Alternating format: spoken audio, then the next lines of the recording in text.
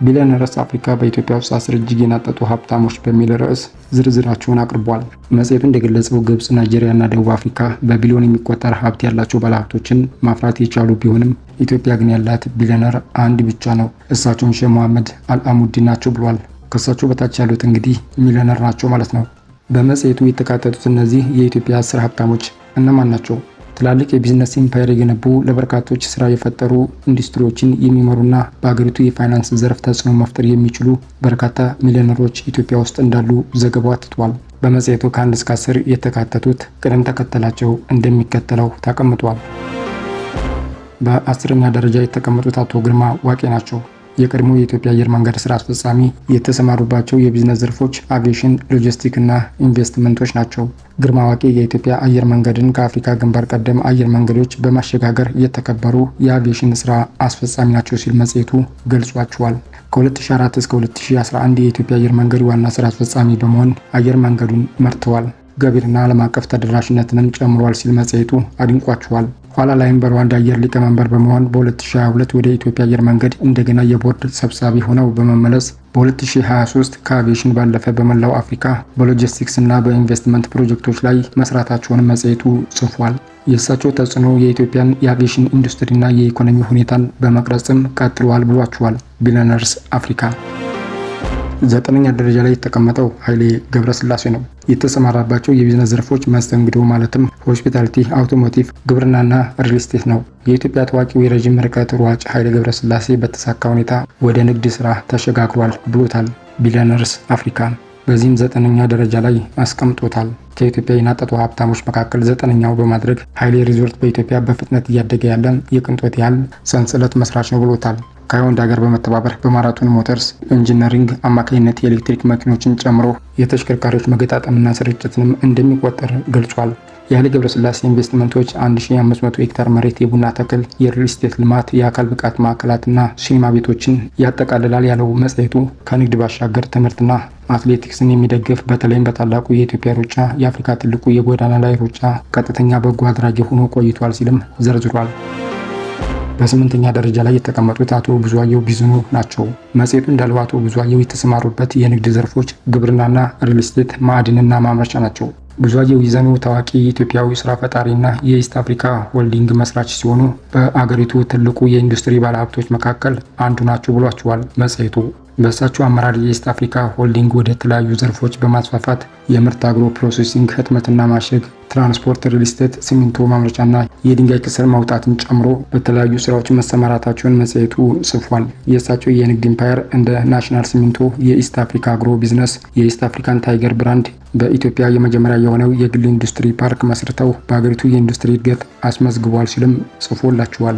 በብዙአየሁ ታደለ ፋውንዴሽን አማካኝነትም የማህበራዊ ኃላፊነትና የዘላቂ የልማት ስራዎችንም እንደሚደግፉም ቢሊዮነርስ አፍሪካ ጽፏል። በሰባተኛነት መጽሔቱ ያስቀመጠው አለማየሁ ከተማን ነው። በኢትዮጵያ የኮንስትራክሽን ኢንዱስትሪ ውስጥ አንቀሳቃሽ ኃይል ሆኖ ቆይቷል ብሏቸዋል ቢሊዮነርስ አፍሪካ። እንደ አውሮፓውያን አቆጣጠር በ1989 የተመሰረተው ድርጅታቸው አለማየሁ ከተማ አጠቃላይ ስራ ተቋራጭ ወይም ኤኬጂሲ ዋና መንገዶችና ድልድዮችን ጨምሮ በአገሪቱ ካሉት በጣም አስፈላጊ የመሰረተ ልማት ፕሮጀክቶች የጀርባ አጥንት ሆነው ቆይቷል ይላል። እንደ ዋሪ ሬጂ፣ አድዋ መንገድና ሻሸመኔ ዶዶላ አስፋልት ኮንክሪት ፕሮጀክት ያሉ ፕሮጀክቶችን በመስራት የኢትዮጵያን የትራንስፖርት አውታር በእጅጉ አሻሽሏል ያለው መጽሔቱ አለማየሁ ከተማ ከግንባታ ባለፈ በሪል ስቴት፣ በማኑፋክቸሪንግና በእንግዳ ተቀባይነት $500 ሚሊዮን ሀብት አፍርተዋል ሲል ጽፎላቸዋል። ለኢትዮጵያ ልማት ያበረከቱት አስተዋጽኦ በአገሪቱ የንግድ ምህዳር ውስጥ ከፍተኛ ተጽዕኖ ፈጣሪ ያደርጋቸዋልም ብሏል። በ6ኛ ደረጃ ቢሊዮነርስ አፍሪካ ያስቀመጣቸው ደግሞ ከተማ ከበደ ናቸው። ከተማ ከበደ የተሰማሩበት የቢዝነስ ዘርፎች ጨርቃጨርቅ፣ ሪል ስቴት እና ማምረቻ ናቸው። ከተማ ከበደ በጨርቃጨርቅ፣ ሪል ስቴት እና ሎጂስቲክስ ላይ ያተኮረ ታዋቂ ኢትዮጵያዊ ስራ ፈጣሪና የኢትዮጵያ ትልቁ የንግድ ቡድን የሆነው የኬኬፒኤልሲ መስራች ነው ይላል መጽሔቱ። ከማኑፋክቸሪንግ ባለፈ በንግድ ሪል ስቴት እና በሆቴል ልማት ላይ ከፍተኛ ኢንቨስትመንቶች እንዳሉትም ጠቅሷል። የተለያዩ ፖርትፎሊዮዎች ያሉትና በኢትዮጵያ የኢንዱስትሪ መልክዓ ምድር ላይ ጠንካራ ተሳትፎ ያለው ከተማ ከበደ በስራ ዕድል ፈጠራና በኢኮኖሚ እድገት ላይ ቁልፍ ሚና እንደሚጫወትም የኢስት አፍሪካ ዘገባ ይጠቁማል። መጽሔቱ በ5ኛ ደረጃ ያስቀመጣቸው አቶ ኢዮብ ጆማሞ ናቸው።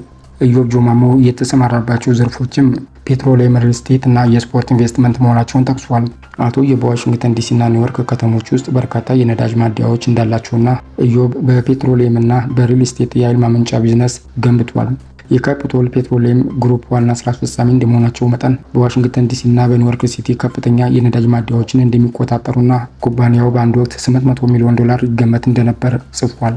የእሱ ኢንቨስትመንቶች ከነዳጅ ማከፋፈያ በላይ ናቸው የሚለው የቢሊዮነርስ አፍሪካ ዘገባ በቨርጂኒያ የሪል ስቴት ዘርፍ ላይ መሰማራታቸውንም አስታውቋል። እንደ አውሮፓውያን አቆጣጠር በ2004 ወደ ስፖርት ዘርፉን በመግባት የኤምኤልኤስ ክለብ የሆነውን ዲሲ ዩናይትድን የጋራ ባለቤት በመሆን ኢትዮጵያ ከዓለም አቀፍ እግር ኳስ ጋር ያላትን ግንኙነት እንዲታጠናክር አድርገዋል ሲል ቢሊዮነርስ አፍሪካ ጽፏል።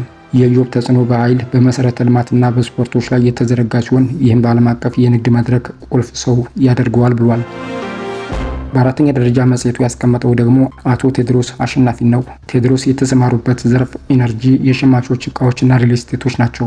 አቶ ቴዎድሮስ አሸናፊ ኢነርጂን፣ የፍጆታ እቃዎችንና ሪል ስቴቶችን የሚያካትት የተለያዩ የንግድ ኢምፓየር ገንብቷል ይላል ቢሊዮነርስ አፍሪካ በመጽሔቱ።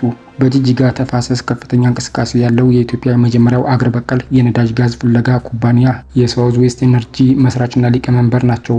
በኢትዮጵያ የነዳጅና ጋዝ ኢንዱስትሪ ቁልፍ ተዋናዮች የሆኑትን የሳውዝ ዌስት ዴቨሎፕመንት አፍሪካ ኢነርጂ አገልግሎትንም እንደሚመሩ ጠቅሷል። አቶ ቴዎድሮስ በተጨማሪም በኢትዮጵያ ውስጥ ተወዳጅ የሆነው የማዕድን ውሃ ማለትም አምቦ ውሃ ባለቤት መሆናቸውን ያስረዳው መጽሔቱ በተለያዩ ዓለም አቀፍ ድርጅቶች ውስጥ የቦርድ አባል መሆናቸውንም አስታውቋል። በቢሊዮነርስ አፍሪካ በዚህ ዝርዝር ውስጥ በሶስተኛነት የተቀመጡት አቶ በላይነህ ክንዴ ናቸው።